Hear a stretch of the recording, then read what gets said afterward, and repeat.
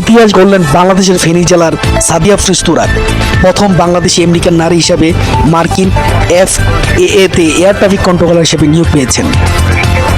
মার্কিন যুক্তরাষ্ট্রের আকাশপথ নিয়ন্ত্রণের সর্বোচ্চ কর্তৃপক্ষ ফেডারেল এভিয়েশন অ্যাডমিনিস্ট্রেশন এর অধীনে এয়ার ট্রাফিক কন্ট্রোলার হিসেবে কৃতিত্বের সাথে উত্তীর্ণ হয়ে ইতিহাসে নজির করেছেন বাংলাদেশের ফেনী জেলার মেয়ে সাদিয়া আফরোজ তুরাগ। প্রথম বাংলাদেশি আমেরিকান নারী হিসাবে এই গৌরবময় স্বীকৃতি অর্জন তিনি বিশ্বমঞ্চে লাল সবুজের পতাকাকে এক অনন্য উচ্চতা নিয়ে গিয়েছেন। সাদিয়া আফরোজ তুরাগ ফেনী জেলার সদর উপজেলার রামপুর পাটোয়ারির সন্তান। তার বাবা হারুন রশিদ পাটোয়ারি। সাদিয়ার এই অভাবনীয় সাফল্য তার নিজ গ্রাম ও পুরো ফেনী জেলার আনন্দের জ্বর বইছে। বিরল এই কৃতিত্বের গুরুত্ব আমেরিকান আকাশ সীমায় হাজার হাজার ফ্লাইটের গতিবিধি ও নিরাপত্তা নিশ্চিত করা অত্যন্ত চ্যালেঞ্জিং এর কাজ। FAA এর কঠোর প্রশিক্ষণ ও পরীক্ষায় উত্তীর্ণ হওয়ার এয়ার ট্রাফিক কন্ট্রোলার হওয়ার অত্যন্ত সম্মানের।